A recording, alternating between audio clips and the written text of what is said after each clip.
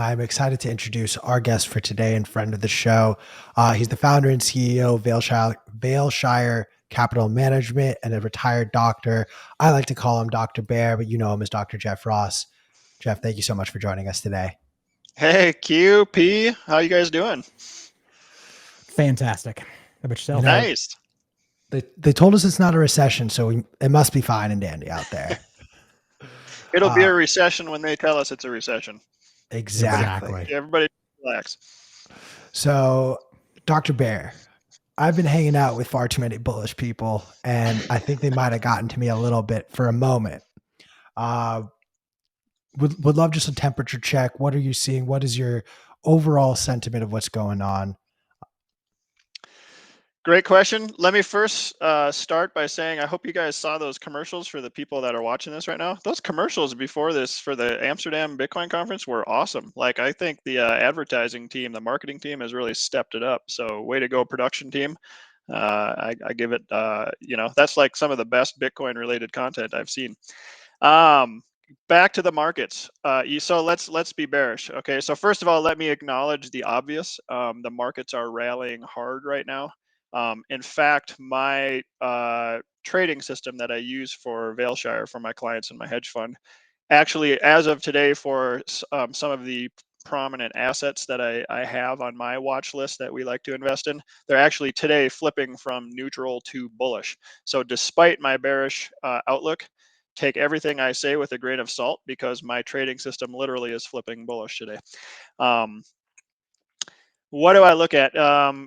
Things are still ugly though. The macro is ugly, right? We can kind of talk about anything from a macro standpoint, and everything points to ugliness. So I would say that so far for the first half of 2022, which was really horrendous, right? If you owned any sort of risk asset, you got destroyed in the first half of 2022.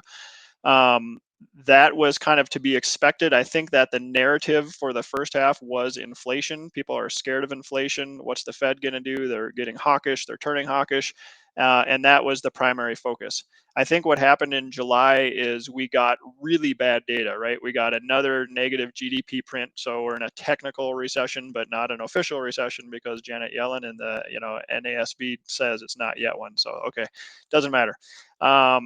I think we are for sure, and they're gonna come back in a couple of months or quarters and say, oh, I guess you know what, we actually are, and we actually were in a recession.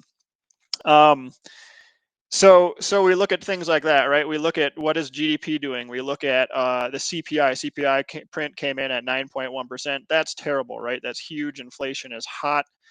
High inflation means life is miserable, right? People who already can barely afford to pay for gas and groceries, now they just can't afford to pay for gas and groceries, much less buy anything else that might be, kind of cool or fun or a treat. Or, they can't buy new clothes. They can't go out to eat like they could. They're certainly not going to go buy a Starbucks, all those kind of things. So life is getting harder for people. I think what happened though is because the numbers were so bad is that people are assuming and the markets are assuming that they can't get any worse. So we've probably sort of peaked or bottomed depending on how you look at it. And now things might be looking up. So I think what is going on currently is we're seeing a bit of a bear market relief rally. And to be very clear, these can go on for longer than we think they can. The standard bear market rally, when you look at recessionary bear markets, so looking at the 2000 to 2002 timeframe and then the 2008 2009 timeframe, the standard bear market rally in those recessions was 15%, plus or minus about 8%. So if you, another way to look at it is kind of in a range from about 8% all the way up to like 23 to 25% or so. That actually happens. And if you look back further in history, you see rallies that can go even higher, 40% rallies before everything comes down again. So why do I bring all this up? Yes, things are bullish at the moment, but when we look ahead, what the bond markets especially are telling us are a couple things. Number one is that I don't think, and with much love and respect for my buddy Greg Foss, who I love dearly, he's just an awesome guy. He thinks the Fed is done. He thinks we've already had an official pivot or a soft pivot. I disagree. I think that the 2-year bond yields that have ripped higher in the last couple of days, now the 2-year bond yield is sitting at 3.128% as we speak. That to me is pricing in at least another 50 basis point rate hike, probably in September, and maybe more to come after that. I think that's what the federal officials want. They want to be seen as still being hawkish. If they really want to get inflation down for an extended period of time, they need to be seen as hawkish. So I don't think we have the support from the Fed. There's no proverbial Fed put at the moment. And I think what else the bond market is telling you, if you look at the yield curve of the U.S. Treasuries, it's still inverted. And not only is it inverted, it's deeply inverted. So every time the 10 and 2s invert, and it's basically mostly inverted all across the yield curve, a recession always follows that. Now there is a lag, right? So we may have, several quarters before the recession really sets in. Although this time I just think things are happening more quickly than normal. So I think that we're going to see badness sooner than later. So we're having this relief rally. I don't know how long it goes. Maybe it lasts through the month of August. Maybe it lasts until the CPI print comes out, and then that becomes sort of a buy the rumor sell the news type event, and then that's the trigger that turns the market south again. Whatever it is, I'm expecting much more downside to come kind of in the midterm. So hopefully that all makes sense. Short term markets are bullish. Even my trading system has flipped bullish for the time being on certain risk assets. Midterm, so basically months and quarters, very bearish. In fact, I think it's going to get much worse from here. I think this could be like a terrible recessionary bear market. Like we could see the S&P 500 drop 50% or more before this is all over.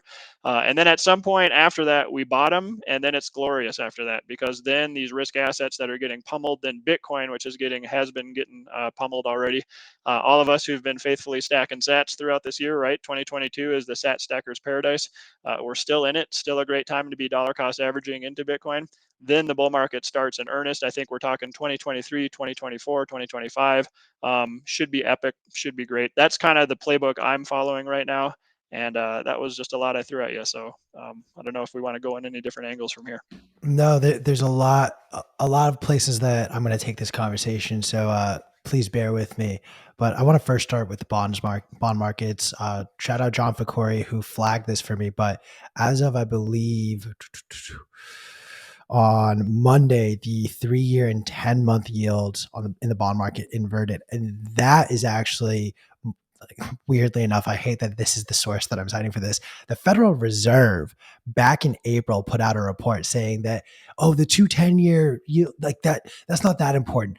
It's the 3-month or 10-month 3-year. When that inverts, that has 100% of the time indicated a recession to immediately follow that. So even when the Federal Reserve a few months back tried to sort of move that goalpost, here we are. The goalpost that you just moved just got triggered. I'm curious, what yields are you paying attention to? What are the levels that you're sort of lines in the sand, or potentially like a bullish break to reverse your positions or reverse your, oh my God, I can't think of the word, but I think you know what I'm trying to say. Maybe. I don't Well, know. hopefully. Well, I think it's kind of what I was talking about earlier. What is the yield curve telling us in general? Anywhere you look across the curve now, it's hard to be bullish in any way. Basically, what it's saying is the Fed is going to raise rates. The short-term yields the markets believe that the Fed will raise rates again, and I think at least 50 bips from here, which is contrary to what a lot of other smart people. So obviously I could be wrong, but I'm placing my bets with the bond market. So I think we have at least another 50 bips to go. But what the inverted curve is saying, so when it's inverted, the short end is high, and then the longer end is sort of descending like that. So you get that inverted kind of wonky looking curve. Normally a normal yield curve is lower on the short end, and as you get out in duration, it goes up like this. So now we're kind of going up and then back down again. That's not a normal yield curve shape. And so that's what we mean by an inverted yield curve. I think what it's telling us is we're going to see these hikes, and then that's going to bring down the markets. And when it brings down the markets, that's when we see the pivot, and then the Fed has to pause at that point, and then the Fed has to turn dovish at that point and start and resume quantitative easing again. I also like to say, by the way, that quantitative easing is the resting state for the Fed. The Fed always wants to be increasing the monetary supply. They always want to be easing and expanding the credit system. And so these periods where they're tightening, it's just sort of unnatural for them. The markets don't like that. It's like taking away somebody's crack, and they just don't like it. They want their cocaine and they're not getting it. So there's a big tantrum, and then they get it again, and then everybody's happy again. So there's always prices to pay because of that. But that's what I see. So the Treasury yields are very definitive in what they're saying, right? They're saying we're definitely going to have short-term federal fund rate hikes. I think the markets are not going to like that at some point. They're going to crack probably this fall or early winter. So probably by the end of 2022, the Fed will pivot, and then they're going to reverse course. And then at some point, the markets and somewhere in there will bottom. Risk assets will sense that, and then the first thing to take off probably will be Bitcoin. Look for small cap stocks, look for tech stocks as well to respond quickly, and to start the new bull market. So that's how I see things from here. Now, I know if you knew the exact answer to this question, you would not be talking to us. You and your billions and billions of dollars that you made betting on black or red on the roulette table would be off on some island. But I'm curious what possible scenarios, and I want to throw a couple of statistics at you that came across my desk this morning. So the jobs report from last week showed 607,000 fewer job openings, which is the sharpest drop since 2020. And mind you, unemployment in the job sector has been something that Powell, especially last week, was citing as we feel like the job market is healthy, so we're going to keep course. And then this was another one that was interesting. Household debt topped $16 trillion, driven by auto and home loans, with credit card debt up 13% year over year. Delinquency still sits at 2.7%, but this reads as though Americans are really trying to use as much credit as possible to keep up with inflation. Personally, these are the two places that I'm focusing a lot of my attention on, as well as the bond market, just to see how the yields trade and react, because it seems as though, especially over the last year, the Fed is pretty much just done what the market has indicated it wants it to do. Uh, are there any other of these three types of things? Is there one that you're paying attention to? Are there other indicators that you're looking at that you like right now for the Fed's potential reversal? Yeah. So again, I think this is ways out, right? So the Fed still has. By the way, I'm wearing my Bitcoin shirt. Get that on camera. Bitcoin, Oh, baby. let's go. Yeah, let's do it. So the Fed still has further to go. So to your point, they are trying to do this, right? They're trying to destroy demand, and they're starting to succeed. I think it's going to start to play itself out very quickly in the data that's been lagging so far. So real estate kind of lags a little bit, unemployment lags. We're going to see those numbers, and the Fed's going to get what it wants, and what it wants is demand destruction. And I hate this, right? Because what demand destruction means is people literally are going to lose jobs. They're going to be kicked out, and they're going to be headed out on the street with no work, and with cost of goods being extremely expensive because of inflation. So and we'll see this first in the lower income echelons, right? And we're already seeing that. So to your point, Q, people are maxing out their credit cards already. At some point, you can't do that anymore, right? You hit your maximum limit, what you can put on your credit card, and then now you just have to pay this crazy interest rate of 18 or 20% or so, and you can't put anything else on there. So now you're really in trouble. You were hurting before, now you're hurting even more because you have even more high interest rate short-term debt to pay off. So we're going to see that. So we're already seeing delinquencies start to rise in the lower echelons of the income class. So household debt is going to start rising quickly. We're seeing auto loans. We're going to start seeing defaults on auto loans, and that sort of rises up the income classes. So where it's the most painful and you see it the most quickly is in those lower classes. It's going to start moving up into the middle income classes. The high income classes, obviously, they don't have these same kind of difficulties, right? They're always going to be able to buy their Coke and their Starbucks. But the wealth effect is real, and they're seeing the destruction of the wealth effect. So they're seeing their 401ks, their IRAs, all their investments and things, their real estate investments, those are all coming down dramatically. So what do? They maybe don't plan a vacation for the next 6 to 12 months. They do staycations instead of going to Bermuda or going wherever. So it's just it affects all assets of the economy, but you got to think through the different classes and how it affects them differently. Um, the Fed's getting what they want, but I think they have made it very clear they want to see sustained demand destruction. They want to see sustained disinflation, and so even if we get a much lower print or some kind of significantly lower print in the CPI for July, which that'll come out on August 10th, so a week from today, and I do suspect that I think it's going to be below 9.1. I would say almost for sure, but who knows? They're going to need to see a few months of that before they get less hawkish, I think. So again, they won't pivot. They'll know when to pivot when the credit markets freeze up and when people start to panic. And the equities markets, the stock market will sense that the credit markets are having serious problems, because you'll know that because they'll tank 15, 20, 25% or so. That's when everything gets really scary. The last time we saw that, we saw it real briefly during the COVID crisis in March of 2020. The time before that where it got really hairy was sort of the second half of 2008 and early 2009, where everything locked up. There was just a massive liquidity crunch. Collateral was hard to find. Everybody was going for the dollar. Oil collapsed, stocks collapsed, everything collapsed. People were panicking. I expect that this time around too, and I don't think it's going to take that long to get there. Like I said, I think it happens before this year is over, and then at that point, the Fed will be forced to pivot, right? And I think they're going to do some massive, massive quantitative easing again. They're going to start lowering rates again.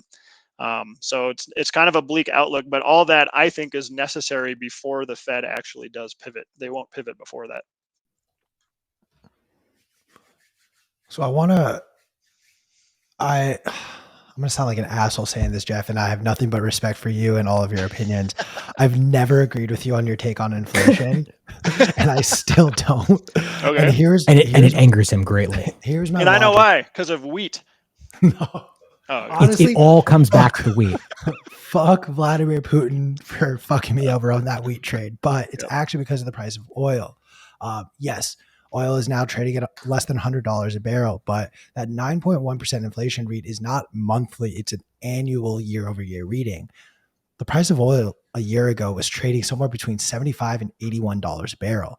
So you still have this 20 to 25% premium on the price of oil year over year. So yes, I'm paying literally $1 a gallon less for gas than I was a month ago, which blows my mind. But that is still significantly higher than what I was paying a year ago. So I actually do think we're going to get a higher inflation reading. That has been the biggest driver of these steady increases in inflation readings. And I don't see a reason why dropping off August or July of 2021 and then adding July of 2022's price of oil would bring the price of oil down and in turn bring inflation rate down. So I'm curious what you think is going to drive inflation lower or make it seem as though it's topped off. Well, I love it that you brought up oil, because I think the last time I was on this show, you asked me what I'm watching most closely. And I think that's when you said wheat, and that's why I brought up wheat. But I brought oil up, and that was when oil was like around 110, 115 or so a barrel. And I said what I'm expecting is something similar to what happened again in late 2008.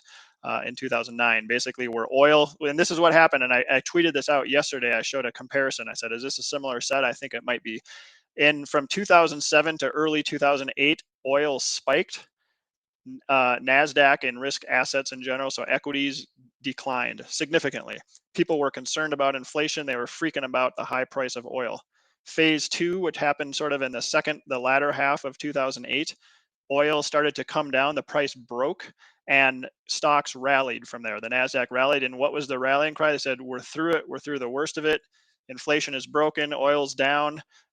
It's going to be good times ahead. People piled back into the markets. Phase three, which basically happened in Q4 of 2008, Q1 of 2009, both of them broke. They descended rapidly. So basically, we're having the exact same response right now, right? Oil ripped higher to 120-ish, somewhere in there. People were freaking out. Everybody's talking about inflation. Stocks hated it. They sank. Phase two, and we're in phase two right now. Oil broke. It's now below $100 a barrel. I think it stays below $100 a barrel, and I think it goes lower, much lower, by the way. Stocks are rallying. Sweet, it's working. The Fed inflation probably peaked. Operation destroy things and destroy demand by the Fed is working. We're going to do it. Bull market rally, baby. We're back on. No. So phase 3, which is coming soon, oil will crack, and I think it drops down to 70 or 60 or even $50 a barrel, and equities fall with it, and we see kind of a massive decline. We actually see not only mild disinflation, what we saw back in late 2008, early 2009, deflation. We saw things go negative. We saw negative year over year type prices. So that 25% year over year oil price that you're talking about, I think that goes negative. Possibly, there's a real risk of that happening, and I think it's probably likely that that will happen. So that's what I'm looking at, and I think this will happen again faster than most people think. I think the numbers are changing so much more quickly than most people are taking or realizing, because they're looking at what the Fed is saying, they're looking at what CNBC is saying, they're looking at lagging data. They're saying, oh well, unemployment, wow, that spiked hard a little bit, but it's still really strong, and the economy is still very strong, and there's lots of slack to work out. It is going to change very rapidly. I like to say all the time, risk happens slowly at first, and then it happens all at once. And I think this is going to happen this time around as well. So I would say watch the next couple of months what happens, and I think we won't even be talking about oil near $100. We're going to be talking about it near 60 or 70 or even lower per barrel. I truly welcome that. And full disclosure, my dad did hear all of my rantings about wheat, and we have started a wheat farm in our Yes. backyard. So this has begun, and I am going to be the driving force behind driving the price of wheat lower. So you are all welcome, and you can buy my wheat in the next 6 to 12 months. Thank you. I wonder, and again, we're doing a lot more speculating than I want, but how much of this posturing is around the upcoming midterms, and do your expectations shift if the Republicans do end up winning a majority in the Senate and the House, or just what expectations do you have that the midterm is actually impacting the broader economy right now? So first of all, I like to always start out by saying I don't care at all about politics. I actually despise politics. I'm neither Republican nor Democrat, so I just don't care. I actually think of all of them as the same. They're all from the same mold. They have their little quibbles that they talk about and like to debate, but they all do exactly the same thing, especially from an economic standpoint. They're all Keynesian. They're all fiat brains. They don't understand Bitcoin. They don't understand how the real world works. They have their sort of play world, and we all suffer because of it. So, anyways, don't care. I don't think that the midterm elections will have much to do with it. At this point, I think the economy is sort of already going in this kind of free fall. If the Republicans win, and I do expect a Republican basically sweep because of how the economy is and how high inflation is, I think it's too late for the Democrats. In fact, it's interesting. They basically set up Powell, and now they're as like a straw man, and now they're just laying into him like it's his fault. He caused the inflation, and now he's bringing the economy down. Elizabeth Warren saying he's causing a recession. She's sort of right, but they also set him up for this. Like, so he's like the scapegoat. It's too late though. They just can't win. So again, I don't care. I don't think anything changes if Republicans come in and sort of sweep the House and the Senate or whatever happens. I think it's just going to be more of the same. And I think this economic cycle has more. It needs to play out a little bit longer. If this were a presidential election, I would feel a little bit differently, right? Like if say, and I'm not making any predictions, but say Trump was coming back and the election was in November to decide between Trump and Biden or Trump and Clinton or something like that. That I think would have a different effect, right? Because Trump was very like, I want the stock markets to go up. That's all I care about. I want that to be my legacy. And he made policies and said things in his rhetoric and the way he directed the Fed, even though the Fed is independent, the way he directed the Fed was all about, loose monetary policies, stock market up. So because that's not the point of this election, and that just won't even really matter, that it's going to still be about inflation and a looming recession. I just think that the Democrats have no chance and that it won't really impact the economic outlook in the near term. I love the predictions, and also I wanted to just say this, that loved your explanation of it. We won't talk any more politics. Jeff is very clearly one of the good ones, and everyone who's still mad at me about my political rants yesterday is just a whiny little baby. Look, we talked a little bit about how this is a bear market rally. We don't know how long it can go for. We also don't know where it can return or go down to. I'm going to ask the most obnoxious question anyone can ask, knowing that you're not going to give me an answer. But do you think the bottom is already in for the equity markets? The equity markets. I thought you were going to ask about Bitcoin. I No. don't think it's What is in for orange the coin? right. So the stock markets, equity markets, no. I think the stock markets have much lower to go. In fact, I think the S&P, so the S&P hit a low of 20 some percent down, just got into bear market territory. Now it's back above that. I think it goes down at least 40%, maybe 50% before this is over. NASDAQ is usually a little bit more volatile, so it could go down even lower. So I'm thinking 50 to 60% from its highs. Um, and so, yeah, equities have much further to fall. I'm much more bearish on equities than I am on Bitcoin. Bitcoin, I think, already took the brunt of it. It already endured like this just a massive capitulatory event because of all the garbage that happened over on the CeFi world and DeFi. The way it was sort of linked to, 3AC and Celsius and Voyager and Luna, Terra Luna, even though it has nothing to do with those things, it gets dragged into it, unfortunately. But because of that, I think most of the downside is already worked in. Could it go lower? For sure. And I don't really care. It's what I tell people all the time. And sorry to jump ahead if you're going to ask this, but so has Bitcoin bottomed? I don't know. I don't care. I think Bitcoin is super cheap right now. From a long-term perspective. So whether or not it has bottomed, I don't know, but I'm dollar cost averaging into it personally as much as I'm able to because I think that these prices are very, very cheap. And I use that based on, I like to look at a few things on-chain analytics. Most of those ratios that you look at show that it's basically at its cheapest points from a ratio perspective than it ever gets. That's where it is right now. I like to look at demand-based models, adoption-based models, the S-shaped curve of adoption of new massive world changing technologies, and Bitcoin absolutely is that.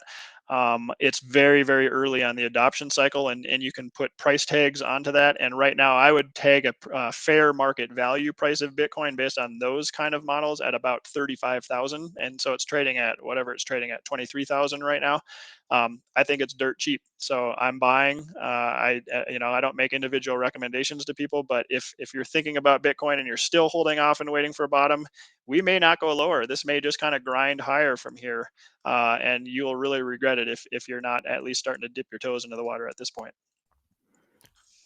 Just a quick reminder, none of this is financial advice. If you listen to a bunch of talking heads on the internet and base your entire financial decision making off of that, you're kind of dumb. So please don't do that. Do your own due diligence.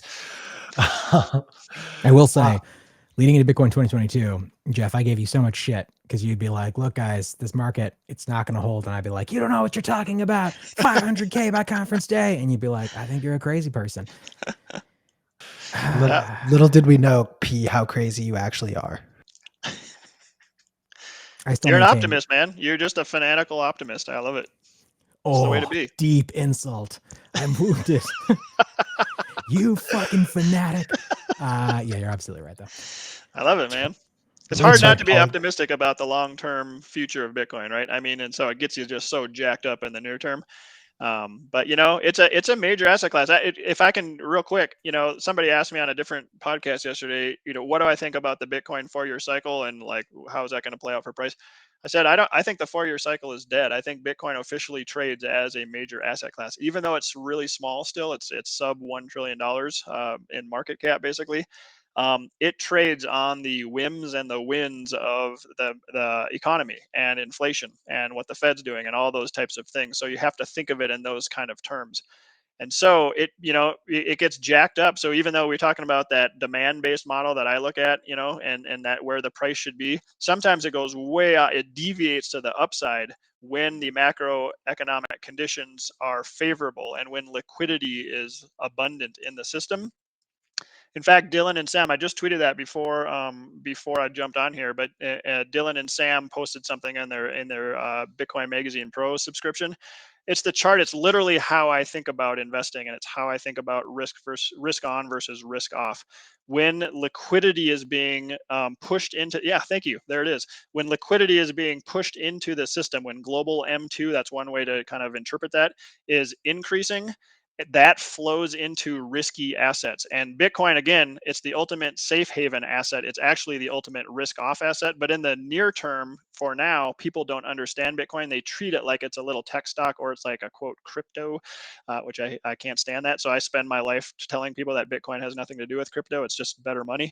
But anyways, when liquidity is abundant, that flows into these assets, and it definitely flows into Bitcoin, and you see just massive spikes in the price of Bitcoin.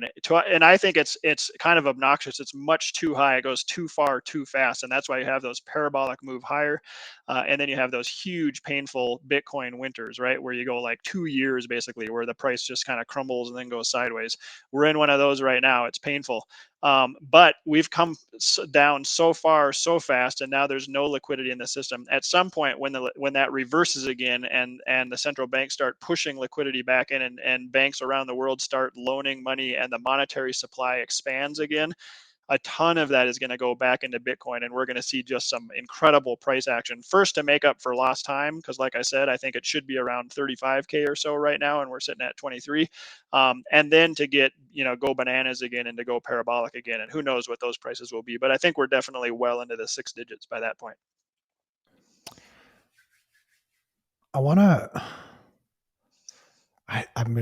I'm being such a dick to you, Dr. Jeff, and I want you to know I'm not trying to be. When we talked about is the bottom in, you mentioned that you don't think the bottom is in for equities, but that for Bitcoin it is.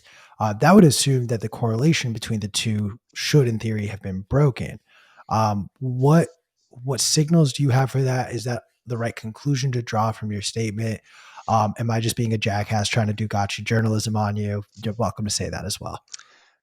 Glad you brought it up. So first of all, people keep attributing this to me. So I didn't say I think the Bitcoin bottom is in. I said it might be. So that's very different. But I think we're in sort of a long bottom formation right now, that this could go on for a while. So if the bear market continues and this recession deepens, which I expect, liquidity is drained from the system. As we show, the M2 money supply throughout the world is decreasing. It's actually going negative basically. That's going to hold the price of Bitcoin down. So my optimistic view of Bitcoin, at best, we see a slow grind higher. My kind of mid view of it is that it just kind of trades choppy sideways. And my pessimistic view is that it's still going to go lower. So even if it goes sideways or even chops a little bit higher, little by little, I still think we can see wicks down where it drops down and maybe hits 15 or maybe hits 10K. I don't know. I don't really care. But so that my whole point is, though, we're in the bottom region, and these bottom regions can last for quite a long time. So it's just a great time to be buying for the long run. That's how I look at Bitcoin.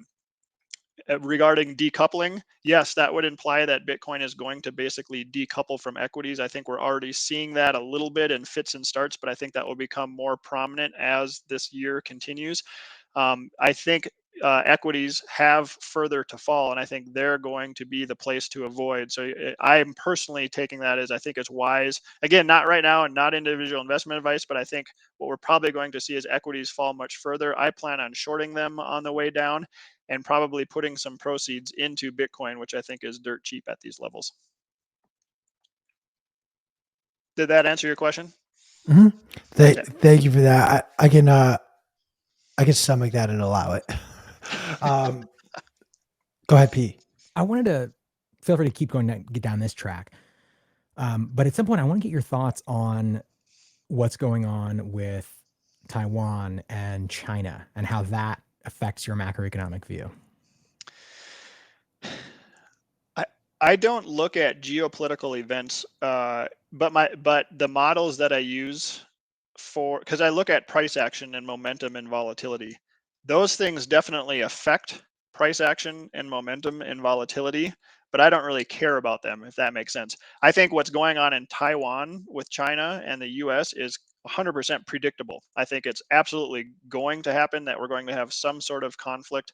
I don't know if that means like kinetic warfare. I don't know if it just means lots of threats where people are scared, or if it's sanctions of some sort, or who knows. I don't know what it's going to be, but I think it's inevitable, right? China wants Taiwan back under its control, and the US is going to kind of try to put up a stand.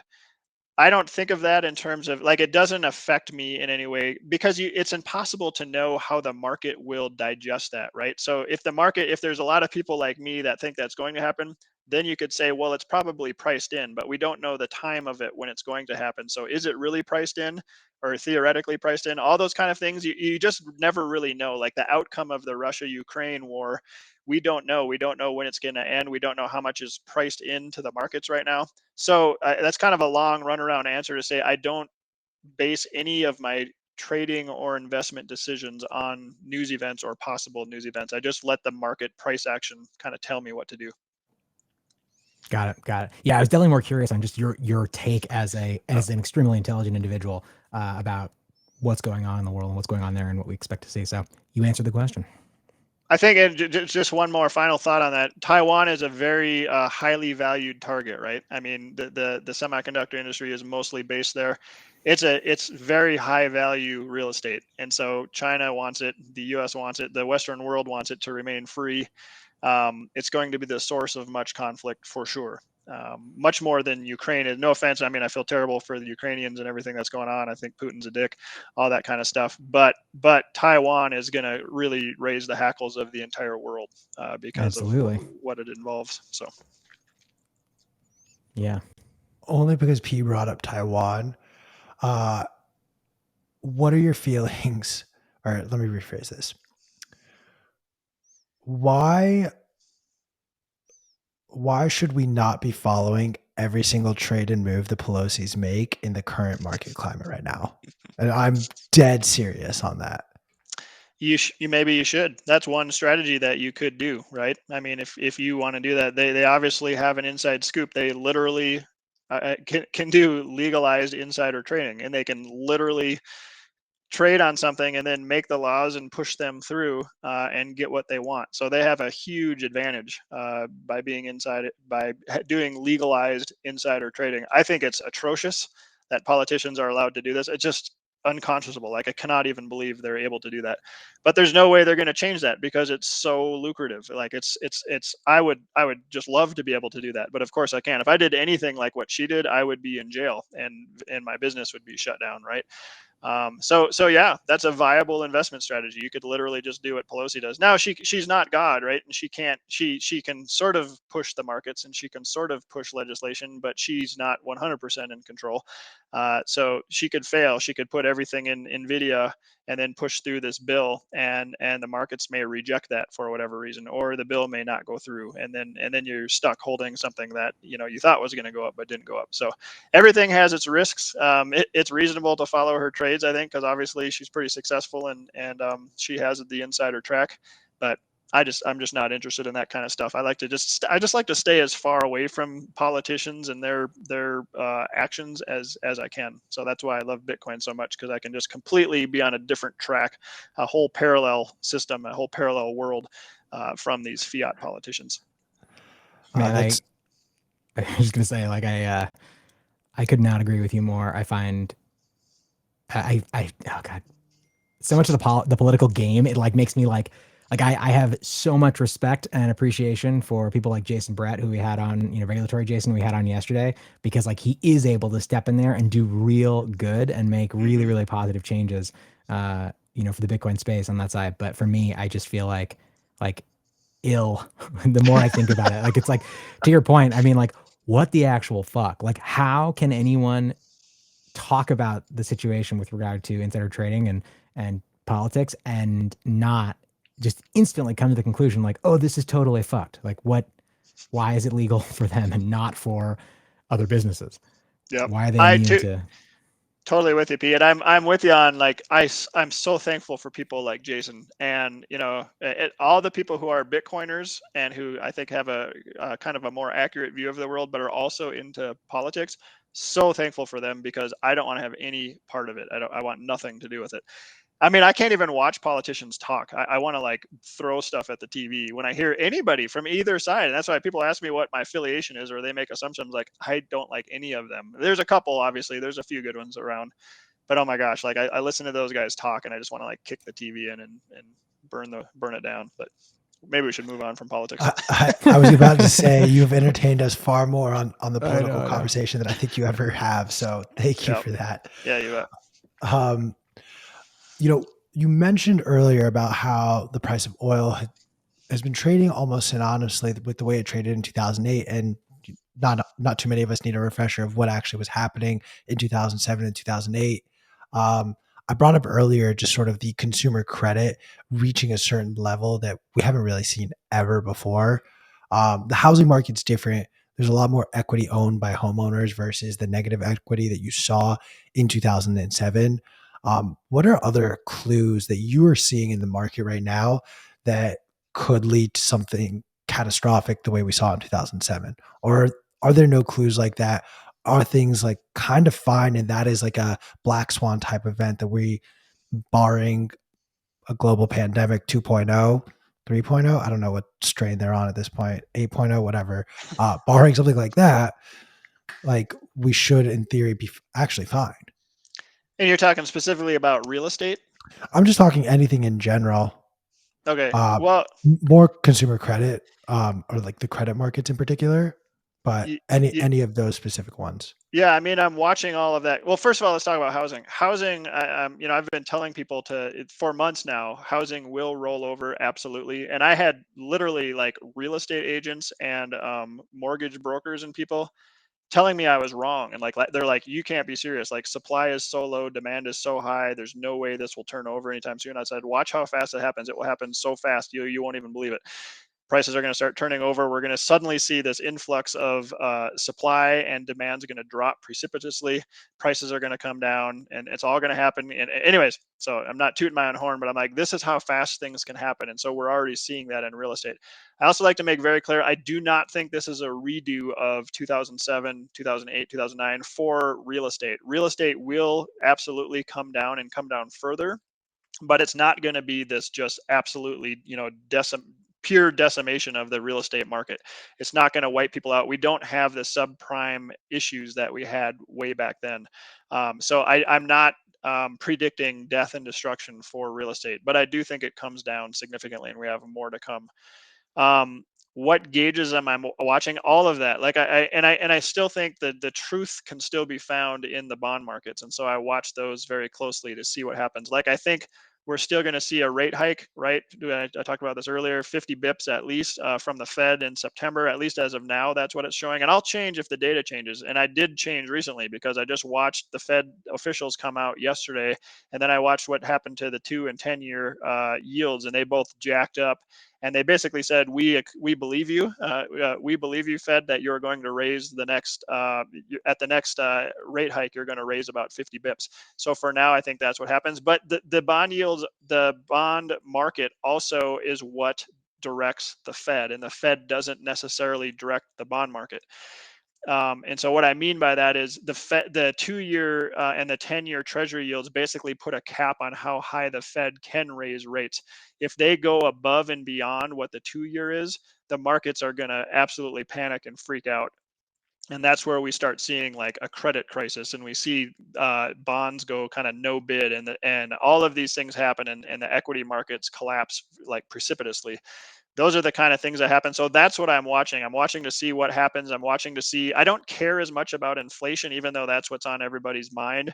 I watch more to see how the financial system is responding to this. And I think we're going to see much more carnage before this is over. One final point is, because we have all of these things going on and a very strong US dollar, we're going to see carnage in developing nations first and foremost. So stuff that's going on in other nations where they have US denominated debt, it is killer for them to have an expensive dollar. So they're trying to pay back that dollar denominated debt by converting their own currency, and it's getting harder and harder. And then on top of it, they're also entering into a recession in their local economies. So life is really hard, and now they can't pay back this debt because the currency is even weaker against the US dollar. And so that's when these nations start to crumble, and they can't print their way out of it like we can in the US. They actually default. And so I would say look for developing nations to actually default in the next year or so. That could get pretty ugly. So it's like I said, there's much more ugliness to come. I don't think we're near a bottom, so I'm not really looking for bottom signs currently. Much more carnage to come before the Fed pivots and things get rosy again. So there could be more instances of countries having a similar, not necessarily saying what happened in Sri Lanka is going to happen in other places, but a collapse where they're just not able to pay their bills, and in turn, they're not going to be able to import things. They're not going to be able to feed their citizens. The wheat at the Q farm down here will be available for any and all of those countries, though. So don't you fret out there. Right, right. Um, And one final point on that, never underestimate the ability of governments to do really stupid things during times of crisis. And they will. They're going to do capital controls. They're going to do things that are absolutely going to preserve themselves, preserve their power, preserve their government at the expense of the people. And so I would say look for things like Sri Lanka to happen where the people rise up and be like, no, we're not going to starve because of your stupid policies. We need change. And I think that happens across the world. And, it's even in the US, we're not immune to that stuff. And the income inequality here is enormous and the largest it's ever been. Like, we're talking like depressionary type levels where crazy stuff happens and crazy leaders rise to power during these kind of times. And this is when world wars happen because people get crazy and desperate. So I'm not looking forward to this. I don't like being all gloom and doom, obviously. It's kind of my thing now, but I don't want to be like this. But this is just what all the tea leaves are saying. It's just there's a lot of ugliness ahead of us. And I'm so thankful we have Bitcoin as a relief valve and as a lifeboat. Because we can opt out, but we're still not immune to it, right? Even if we own Bitcoin, we still live in these countries and we still live under these politicians and these crazy rules. And it's going to probably get worse before it gets better. I'm trying to download. I'm trying to download this data of all the countries that own U.S. debt, but right now I just have the top 5, and I want to read them to you because, and unless I'm missing something, I don't think any of these are developed countries. And I want to play the other side of the game. We have a sense of what could happen when developed countries are not developing countries are not paying this debt. We saw it pan out in Sri Lanka. The top 5 holders of US debt, this amounts to just under 50% of all the US debt. Japan, China, UK, Luxembourg, Ireland. I want to focus on the other side of this coin. What happens to these developed nations? Like Japan has been in the news a lot. The yen is doing whatever the yen is doing now. I'm curious just what effect would the collapse of the US bond market have on these developed countries?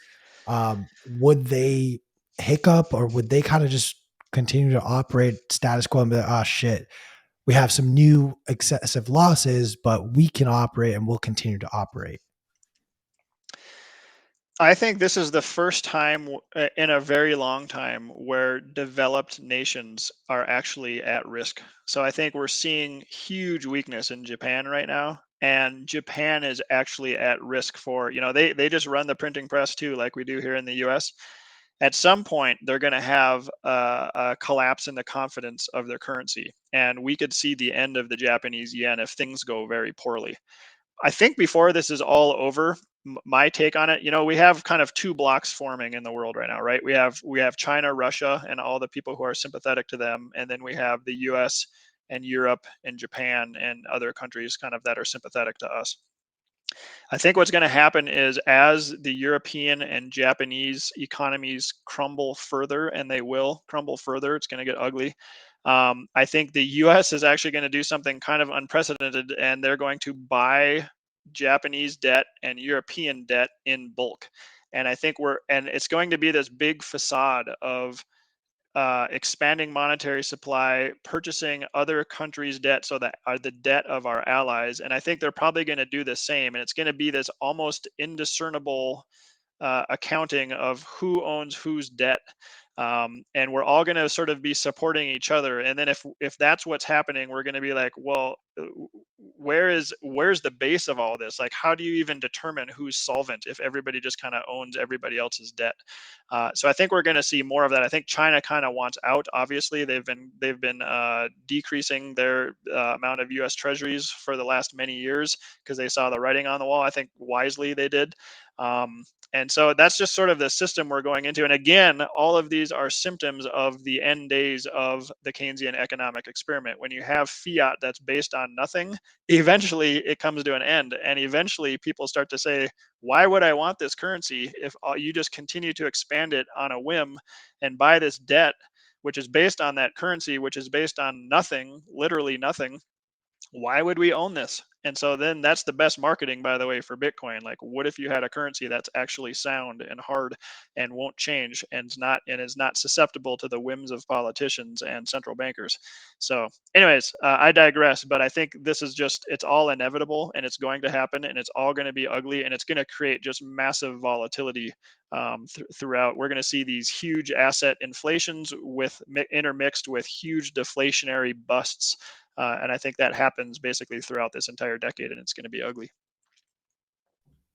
So you're telling me the centralized controllers of the global financial system will, rather than forego this control for the sake of humanity, continue to manipulate it so they can retain control for as long as humanly possible? Shocking, I know. They'll hold Man, on to control until they're overthrown, right? That's how all this stuff works. at least we'll be able to vote these people out in the next election cycle, right? It doesn't matter. The next group is going to be exactly the same. Like, it Exactly. just doesn't matter. So It's the Harlem Globetrotters and the Washington Generals. They just rotate. The reason I say that is because we don't vote for any of these people in charge of central banks all across the world. yep. That's the most troubling part of all of this. The chart that we pulled up earlier, and I posted it in the comment thread as well. That is essentially every single country around the world that holds U.S. treasuries. Jeff, I want to unpack this with you. I know this is a bit of a speculative sort of statement that you made, but how would they, being the US government, I don't care who, and it's not about the politics of it, but how would it be presented that we are now going to start buying Japanese debt, or now we're going to start buying European debt?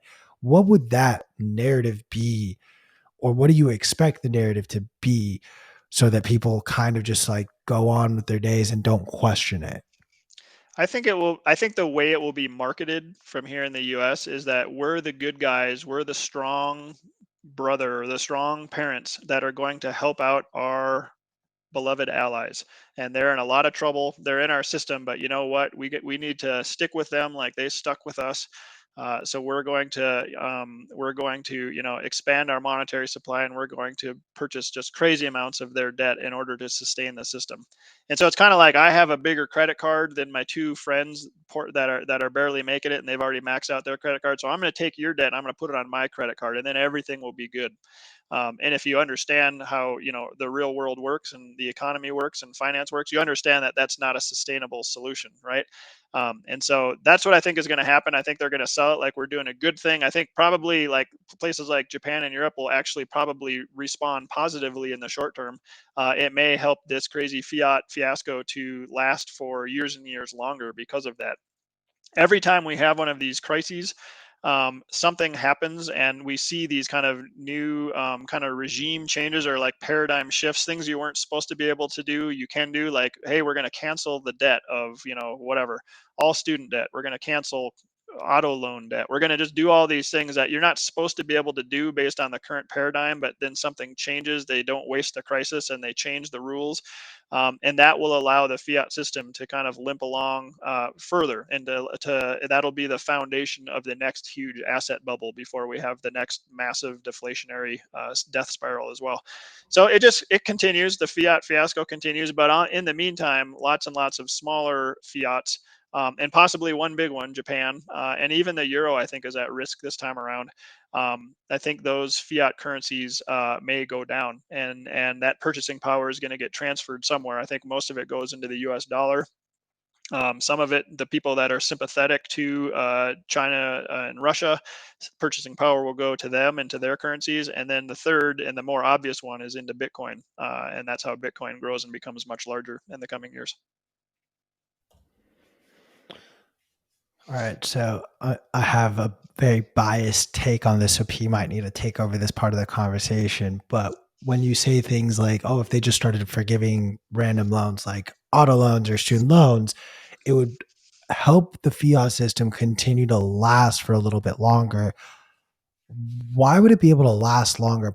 I personally, like I've said repeatedly on this show, Papa Biden, pay off my fucking student loan debt already. You promised. That's why we gave you this power. Just do it. It's literally like, you senile old fuck. But I very much take the side of it's going to destroy the dollar by doing this, and in turn, it will give Bitcoin a further further cement Bitcoin's place on the global stage as a necessity for currency rather than like I don't think it has that effect. So why do you think it would actually let the dollar last for longer? Because to Greg Foss's credit, and I keep repeating this, I love it. The U.S. dollar is the best crack house on the crack street, right? So all fiat currencies are trash, and they're all working their way towards zero at a different pace. The developed economies, it's a little slower pace towards zero. The developing nations, they're moving quickly towards zero. They all have to die first before the dollar dies. And if you know, I'm sure you're familiar with the dollar milkshake theory. Basically, what happens is the dollar sort of absorbs the purchasing power of those other currencies first. So I think the dollar is going to be around much longer than a lot of us in the Bitcoin community presume, just because of this whole deal, and because we have the world's reserve currency, and because the world's reserve asset is U.S. Treasuries. People have to buy dollars in order to get at this reserve asset that strengthens the dollar and it weakens their currencies. So I don't think the dollar dies until all of these other currencies go down first. And this is going to take a long time to play out. We're still like years and decades away from all this kind of stuff happening. In the meantime, though, you got to not discount what exponential growth of the Bitcoin monetary network means. Exponential is really fast, and we're comparing exponential growth versus linear growth. I think Bitcoin rises much further and faster than almost anybody realizes, and that's why I can see this hyper Bitcoinization world. It's hard to imagine how this happens. Like how quickly this happens, because it happens not as soon as we want it to happen, but it's going to be sooner than we think it's going to happen. So I sort of I figured this out once where I was looking at the growth rate of the Bitcoin network and basically addresses and things like that. And I think it actually could happen as soon as kind of 2025, 2026, where we see kind of at least the majority of the world's citizens actually using Bitcoin and actually having a Bitcoin account of some sort. And if that happens, this whole concept of hyper Bitcoinization will happen quite a bit more quickly than most people, I think, are assuming that it can, especially now when the price is down and we see it and everybody's calling for the death of Bitcoin and blah, blah, blah. I think it could happen sooner than a lot of us think, but I still think that the dollar will stick around a lot longer than a lot of these other currencies. Kind of like, if I can say one more thing, kind of like, I think, we obviously have lots of issues with crypto, right, and altcoins, but just because we hate them and they're trending towards zero doesn't mean they go to zero and disappear. Those blockchains are going to just sort of be around for, as long as one person has that blockchain or two people have the blockchain on their computers. They don't just go away. They may still sort of exist in some fashion. So I think in a similar way, that's how I think about government fiat currencies. Even the US dollar will become less and less relevant over time, but I still think it exists and sticks around for a lot longer than we think it will. I mean, hey, so how much? I told you guys he's Dr. Bear, and Dr. Bear is giving us as CK would say, a very bearish take on Bitcoin's future and the future of the US dollar. No, that was not. I mean, that was bearish. I got yelled at for saying that I'm still going to transact in dollars when I'm old. So yes, that is bearish. What? No, I'm making that call. That his take just now was not a bearish take. He was saying hyper Bitcoinization in as soon as 2025 or the beginnings of that, and the U.S. dollar remains strong because of dollar milkshake theory style arguments. One thing I was going to ask is, can you actually give a cogent and succinct explanation or what the dollar milkshake theory is for our audience and why it applies in the situation? Sure. I'll try to do it as simply as possible. So the whole concept is some country has a milkshake sitting over on their table, and you're in the same restaurant. You're the U.S. You're the United States, and you have a long straw. Call that the U.S. dollar, and you're sitting across the room. You're dipping your straw into their milkshake from across the room, and you're drinking it. So that's sort of the analogy to sort of have in your head. And what it's saying is, and it's kind of what I was talking about earlier, all of these developing nations who are borrowing U.S. denominated debt, and there are a lot of them, they have to pay back these debts in dollars. So they have that, whatever currency they have, that's fine, but they have to convert that currency into the US dollar. And whenever they do that, they're selling their currency to buy the US dollar to pay back this debt. As they do that, they're basically doing a run on their currency, right? They're selling their currency, making it weaker to buy dollars, making the dollar stronger.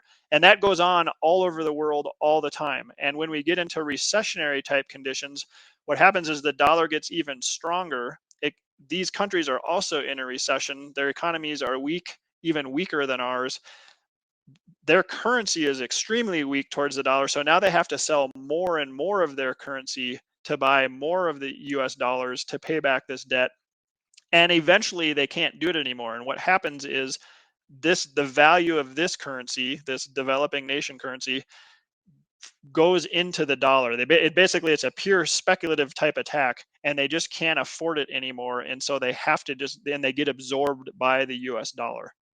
That's the same thing, by the way, that's kind of happening with Bitcoin for different reasons. It's not because they own, Bitcoin denominated debt, but Bitcoin, just by its monetary design, by its principles, its fundamental code and principles, it is, it's perfectly scarce. There's never going to be more of it. It's an appreciating asset over time. So just by nature, it's going to absorb the value of all these currencies. Anytime you sell that currency to buy Bitcoin, you're transferring the purchasing power.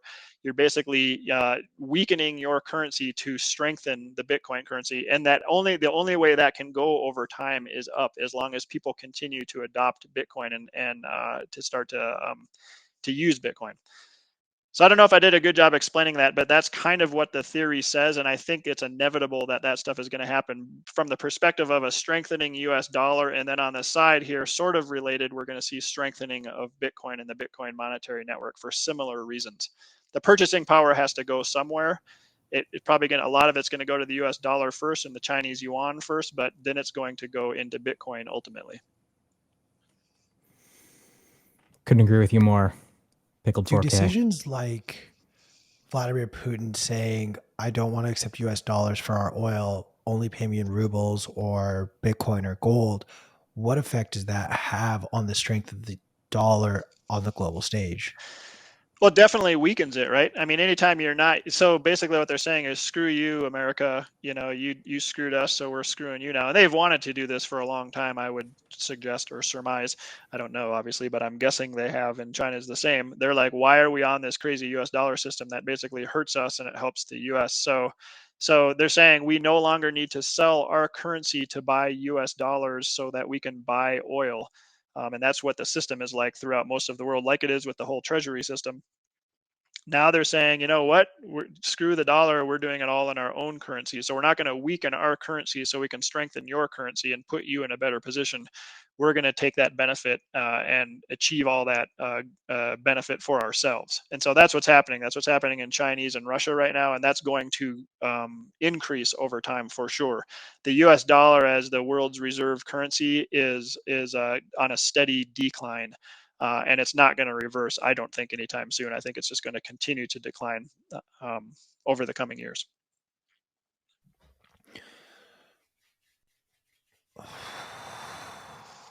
It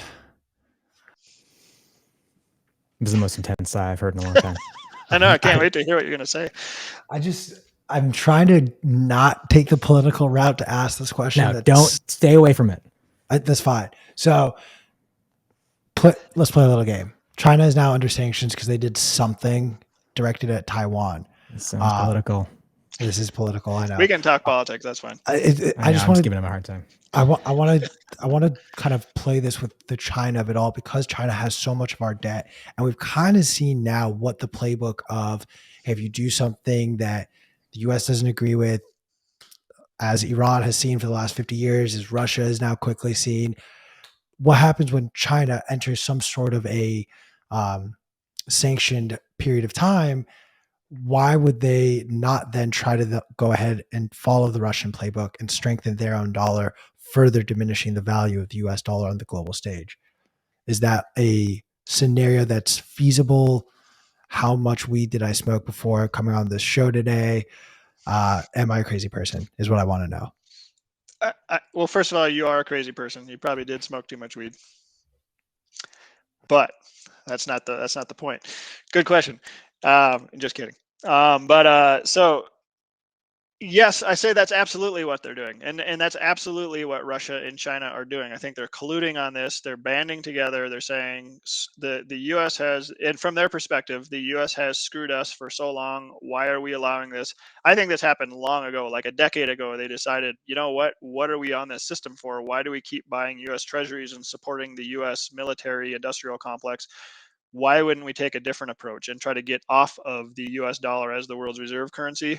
Therefore, what we're going to do is we are going to follow the older school playbook of we are going to strengthen our own currencies by backing them with commodities. So, what happened in the last decade?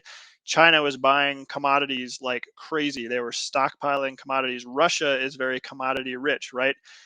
Tons of oil in Russia. They both have a very significant amount of gold, and they've been increasing their gold stores and just their commodity stores in general. Why? They're going to use that as basically the basis to say, look, everyone knows that the US dollar is literally backed by nothing. It used to be backed by gold until 1971, and then they got off the gold standard and they literally are backed by nothing. If you disagree, the US military comes after you and sanctions come after you. That's the price we pay. So they're saying we have an alternative, and now we're kind of powerful enough, and America is kind of aging and senile enough. No pun intended to our leaders, but basically, right, ruled by octogenarians who have dementia, and we're sort of a waning power. And so Russia and China are saying, look, this is our time to sort of stand up and say we have a stronger currency that is based on actual real commodities like gold, like oil, those kind of things. Now, I would say the one thing that they're not considering, Russia and China, is Bitcoin. Bitcoin to me is the most obvious, best, hardest asset. Yes, it's digital, so you can't touch it or look at it, but it is what it is. It's basically perfect money. So if I were them, and I'm not, of course, and I'm not sympathetic to a lot of their causes, but they should be backing this on Bitcoin. They should be using Bitcoin as a reserve asset to show, look, not only do we have gold and oil and other commodities to back our currencies, which are stronger than the US dollar, we have a buttload of Bitcoin as well. And so look how strong we are. And that would be a good way to give the finger to the US. The US, on the other hand, which is declining and has a dollar backed by nothing, backed by treasuries, which are backed by the dollar, which is backed by nothing, they should be like, dude, we should be printing money as much as possible, and we should be buying as much Bitcoin as a reserve asset as possible to strengthen our weakening US dollar. They should absolutely be doing that today. That's the first thing they should do right now on their agenda. But of course, they're not going to do that because that gives credibility to the Bitcoin and acknowledges that we're weakening, and we would never do that. So I'm just not into this game playing like, hey, we're so strong and we would never admit that we're weak and we don't need help and we rule the world. I think that's so stupid, and that's how great empires crumble and fall and go into obscure oblivion. And so that's where we're headed right now, and I hate watching it. But hopefully, at some point, we get some Bitcoiners up higher up in legislation. Hopefully, we get some Bitcoiners for president. Hopefully, we get some Bitcoiners, at the Treasury and the Fed and all these kind of things, and then that will change. And once it does, once a developed nation. By the way, my prediction is Japan will be the first one. They're far away from that right now, but they're in such dire straits right now, and they keep trying all these crazy obnoxious things. Is it really that obnoxious to think of Japan, instead of buying all these other garbage things and buying all the equities in the country and buying all the bonds and all this kind of stuff? What if they bought some Bitcoin and strengthened their currency that way? That would actually provide longevity and strength to their currency, and it wouldn't be that crazy. And if they did it, then all of the other developed nations would be forced to do it. That would be the game theory in action. So I'm sort of waiting for that announcement. I hope it happens. You heard it here first. I've been talking about that actually for about a year or so. So we'll see what happens. But that's if I had to guess which developed nation was going to embrace Bitcoin as a reserve asset first, I would actually pick Japan as the dark horse. Tino, clip it for shipping that off to all socials. We're time stamping this at 1:39 and a half. Jeff Ross making the call. Japan will be the first developed. I actually love the rationale and logic behind that. And I mean, it would just, as you said, the game theory would dictate that it forces the hands of all the other developed countries. Do you think that that is likely to happen before any other developing countries continue to adopt Bitcoin? Have we sort of seen that slow down, given El Salvador buying it a little prematurely, if you will? Well, normally I would say no, because first of all, I think David Hunter said me for president. So first of all, please know that I hate politics. So if you vote me into the presidency, I'm going to hate it all the time. But all I would do is implement the Bitcoin standard, and then I would just leave and I would quit. But is it possible that like Japan does this before other developing nations? I think developing nations are still the most likely to embrace a Bitcoin standard, like in El Salvador, because they understand the need for it. They have these currencies that are collapsing in real time all the time. They actually have actual hyperinflation, which is just the most miserable form of existence from a monetary and financial standpoint. They understand what Bitcoin has to offer, the value proposition. They're not like the US, where most Americans just think of like, oh, Bitcoin, yeah, it's a crypto that you can make a bunch of money in. It's a speculation. That's not how they view it. These other countries that have crappy fiat currencies, they see their purchasing power being eroded in real time. They understand the value of Bitcoin. They understand that Bitcoin is a way to protect their purchasing power over both time and space. It gives them property rights just automatically. It's, you can't confiscate it. You don't need permission. There's all these things about Bitcoin that are way far superior to their current option of their current government fiat currency. So I think most likely it's these that will continue to start adopting a Bitcoin standard of some sort before a developed nation would. But if any developed nation were to do it, it's going to be Japan, and they need it sooner than later because they're collapsing very quickly.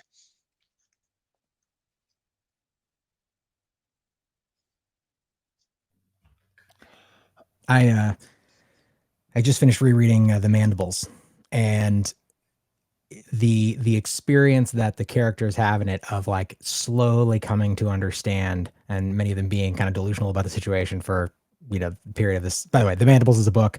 It goes through like a fictional account of sort of the descent of the United States of America into a hyperinflated world, and explores some pretty interesting things. Aside, have you read it? No, I haven't even heard of it. Oh, interesting.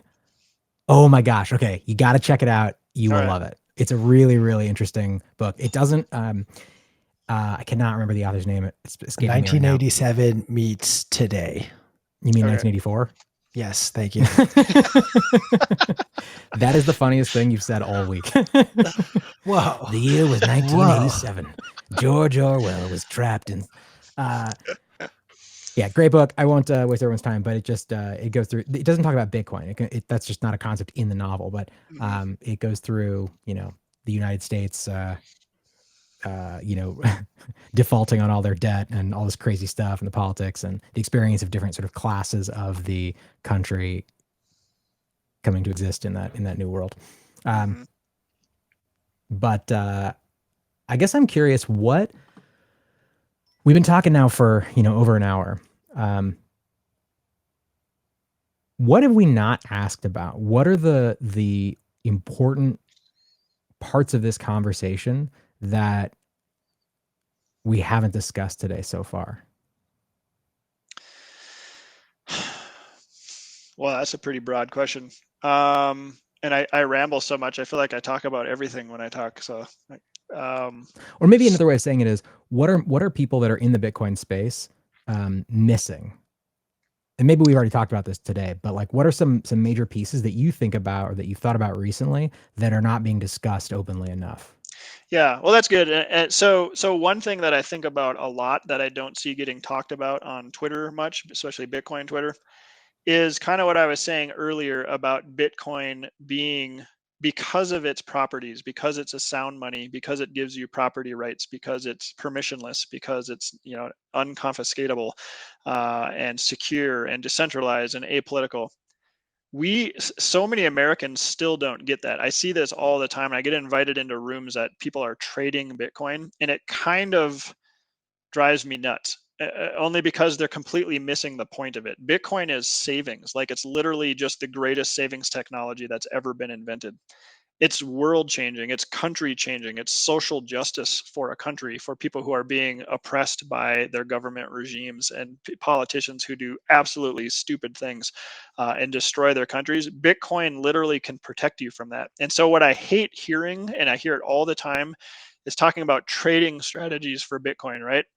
Like, have we topped? Have we bottomed? Like, should I buy now? I look at the 4-hour charts, all these kind of things.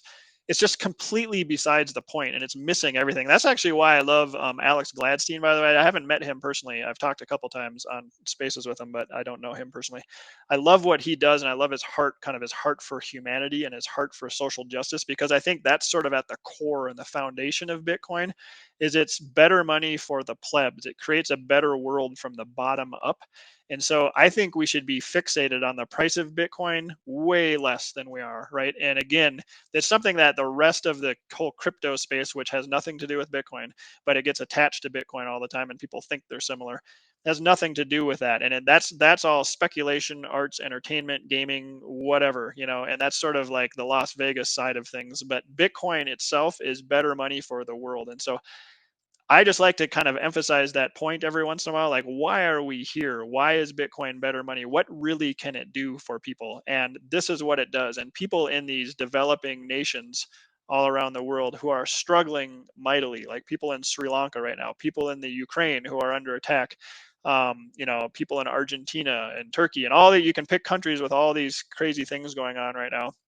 Bitcoin just makes sense to them. And I want those people to hear me and to be like, you know what, I should maybe put some of our purchasing power into Bitcoin while we can, before the value of our whatever currency goes to zero. And nobody can take that from us, and the government can't just walk into your bank account or close your bank account, or and so get Bitcoin and get it off the exchanges and get it into cold storage and into your possession, and start learning how to be sovereign and realize you don't need the government to decide what's best for you and your money. You can do all of that yourself, and you can do it all through Bitcoin. So that's what I think about, and we don't talk about that kind of stuff much. But it's not as entertaining to people for whatever reason as price action is. But man, I just would beg people to quit caring so much about short-term price action and look at the big picture and look where this is going. And it's going places, and it's going to be much, much, much bigger and more relevant and prominent than it is today, 10 years from now. Could not agree more. For people who are obsessed with numbers like myself, instead of price, what are some adoption numbers that you like to look at? I love the basic. It's the simplest one that you can go on Glassnode and look up, and you just look up Bitcoin addresses that are non-zero. So you have some amount of Bitcoin. And why do I do that? People say that's not relevant, but I look at people in countries like El Salvador who maybe own a little, food stand of some sort, and maybe their weekly income is $5 or something like that. So making a literally like 50-cent purchase worth of Bitcoin is actually kind of a big deal for them, where it wouldn't even be, it would be negligible for us. So I love just thinking about that, like anybody anywhere who has any amount of Bitcoin, and then looking at the growth of those addresses over time. And you know what they do from 2010 till today? They do this. And there's little bits of this in between here, but it's basically up and to the right. And because of that, that tells me that it is being adopted worldwide, and it will continue to be adopted worldwide. And that's what gives me hope. Like, I love seeing the little tiny addresses grow, because that's what we want to see, and that's who it's for. Those are the true plebs, right? They're putting their 50 cents that they saved that week into Bitcoin. That's a start, and that's awesome, and that's life changing for them. So again, not treating it like it's a trade, it's a crypto to trade and speculate in, but treating it as savings technology. That to me gets me really excited, and that's what I'm passionate about. So well said. And honestly, I couldn't have said it better myself. Jeff, please let everyone know how they can stay up to date with everything you're doing, how they can know what you've got cooking up, and where your latest and best trades are going to be found at. Perfect segue. So yeah, if you want to hear my obnoxious takes on a regular basis, I'm on Twitter all the time. So I'm at Vailshire Cap. I think it's by my name there on the screen. And if you want it, I invest. I'm a hedge fund manager, and I have a RIA, registered investment advisory. So I manage separately managed accounts like IRAs and brokerage accounts and things. I obviously do things quite differently than the standard financial planner and investment advisor. If you want to learn more about what I do there, I'd be happy to interact with you a little bit. You can send an email to me at info@vailshire.com. That goes straight to me. And if you want to inquire about my services, we can do that. But otherwise, if you don't care about all that other stuff, just buy Bitcoin, get it off exchanges, be self-sovereign, and we're going to make a better world. Jeff, I just want you to know, if you see Jeff Ross 2024 trending on Twitter, my bad, bro. Give Dr. Jeff, Dr. Bear a listen. I will DM you this very creepy picture that P made of Dr. Bear, just so you could have the nightmares that I had last night. But other than that, Jeff, thank you so much for taking the time and joining us. I hope to have you back soon. And I want to remind everyone who is watching right now, please go ahead and lock in your tickets for Bitcoin Amsterdam. Use promo code BMLive to get 10% off of that. And if you hop over to the Bitcoin Magazine store, you can get 10% off of anything your heart desires in there using the promo code BMLive. That's it for our show today. We'll be back tomorrow with guest James Lavish, and I will not be in my mom's basement. So tune in to find out where the hell I'm coming from. Press the subscribe button down there. Have a good night, guys.